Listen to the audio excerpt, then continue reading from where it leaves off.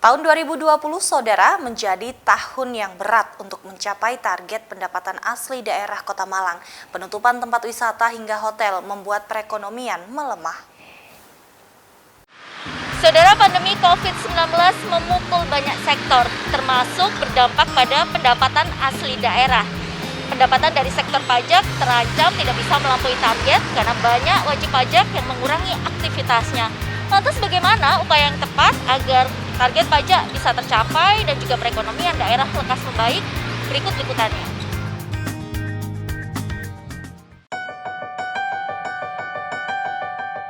Pandemi COVID-19 membuat Badan Pelayanan Pajak Daerah Bapenda Kota Malang harus bekerja ekstra keras.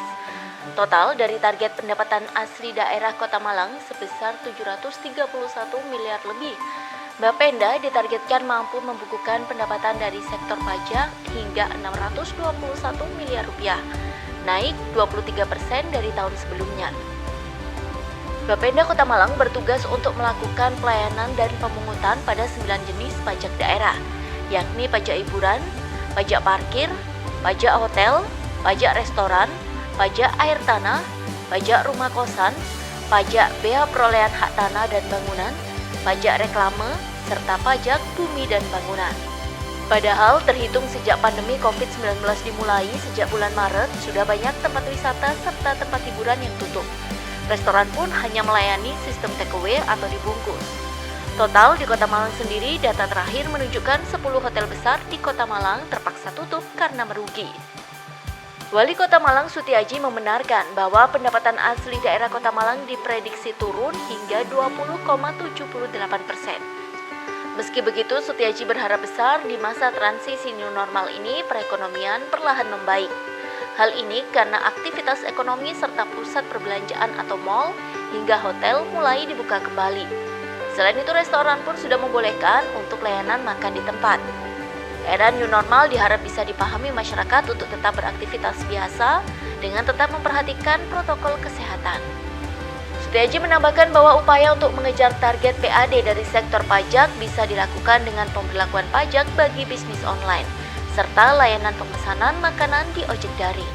Antisipasi atau asumsi pendapatan kita turunnya, alhamdulillah kita optimis tidak sampai 31 tapi 20,78%.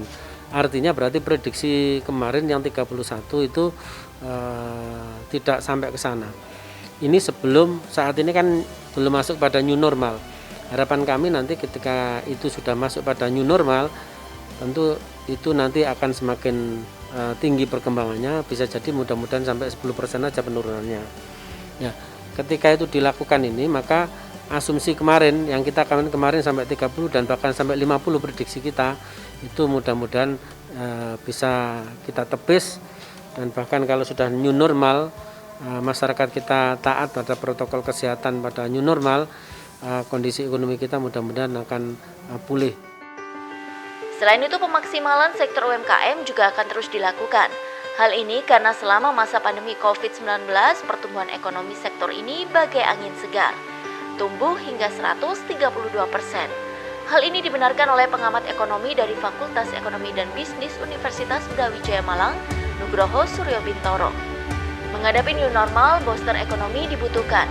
Mendorong ekonomi kembali tumbuh tanpa meninggalkan aspek kesehatan akan menimbulkan pola baru kegiatan ekonomi. Potensi besar dari sektor UMKM diharap mendapatkan pendampingan maksimal dari pemerintah daerah. Jika hal ini dioptimalkan, maka roda perekonomian bisa lebih bergerak. Ya, saat ini kita sebetulnya membutuhkan yang namanya booster ekonomi, artinya bahwa pendorong ekonomi itu seperti apa sih, berupa kemudian kebijakan dan sebagainya, tanpa kemudian meninggalkan aspek kesehatan, karena memang kita harus terus melakukan dengan pola yang baru ini, terus melakukan kegiatan-kegiatan ekonomi, karena kalau tidak ya kita akan terus mengalami penurunan. Bahkan di kuartal kedua ini kan kemudian banyak prediksi yang memperkirakan kita akan lebih turun lagi, cuman kita harus mencoba untuk menahan tingkat penurunan itu.